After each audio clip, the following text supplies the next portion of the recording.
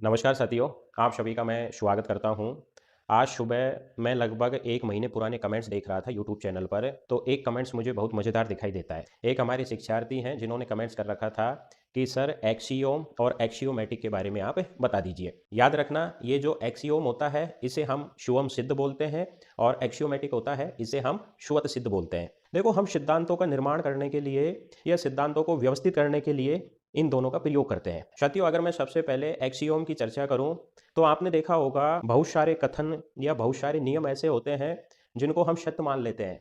उनको सत्य मानने के लिए हमें किसी प्रमाण की आवश्यकता नहीं होती, या उनको सत्य मानने के लिए हमें उनको सिद्ध करने की आवश्यकता भी नहीं होती। कुल मिलाकर आप यूं समझ जाइए कि ऐसे नियम या ऐसे कथन जिनको हम सत्य मान लेते हैं बिना किसी प्रमाण के, उनको सिद्ध करने की आवश्यकता नहीं होती, उन्हें हम एक्सियोम कहते हैं। अगर मैं एक्सियोम के उदाहरण प्रस्तुत करूं तो जैसे हमसे कोई यूं कहता है कि सूर्य पूर्व की दिशा में उगता है, क्या हमें इसको सिद्ध करने की आवश्यकता है? क्या हमें प्रैक्टिकल करने की आवश्यकता है? सूरज पूर्व की दिशा में उगता है तो उगता है, मतलब हम इसको बिना सिद्ध किए सत्य मान लेते हैं।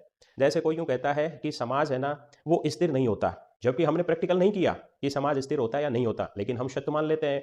जैसे कोई हमसे यूं कहता है कि प्रत्येक समाज के अपने नॉर्म्स होते हैं, यानी प्रत्येक समाज के अपने मानदंड होते हैं, अब होते हैं अथवा नहीं होते, लेकिन फिर भी हम उनको क्या मान लेते हैं? सत्य मान लेते हैं। यही क्या कहलाते हैं? एक्सियोम कहलाते हैं। साथियों, अगर मैं इसका निष्कर्ष निकालूं तो इसका निष्कर्ष यही है कि कुछ मूल नियम ऐसे होते हैं जो बिना किसी प्रमाण के हम उनको सत्य मान लेते हैं और उनके आधार पर और दूसरे बड़े नियमों का निर्माण करते हैं। साथियों, अगर मैं एक्सियोमेटिक की चर्चा करूं जिसे हम स्वतः सिद्ध कहते हैं, इसके अंतर्गत ऐसी बातें जिन्हें सिद्ध करने के लिए हमें किसी प्रमाण की आवश्यकता नहीं होती। प्रमाण की आवश्यकता इसलिए नहीं होती कि वो ऑलरेडी बहुत ज्यादा स्पष्ट होती है। मतलब ये एक्सियोमेटिक की धारणा होती है, वो एक्सियोम पर आधारित होते हैं। जैसे मैं एक उदाहरण आपको बताऊं कि ईमानदारी सबसे बड़ी पॉलिसी है, तो हमें इसे सिद्ध करने की आवश्यकता ही नहीं है। जैसे मैं एक और कथन की चर्चा करूं कि समाज में असमानता व्याप्त है, तो हम मान लेते हैं कि समाज में असमानता व्याप्त है। जैसे मैं एक दूसरे उदाहरण की चर्चा करूं कि समाज का संचालन कम्युनिकेशन के बिना नहीं हो सकता, और स्पष्ट है कि कम्युनिकेशन के बिना नहीं हो सकता। मतलब एक्सियोमेटिक के अंतर्गत बातें हैं ना जो इतनी स्पष्ट होती हैं कि हमें सिद्ध करने के लिए किसी प्रैक्टिकल की आवश्यकता नहीं होती है।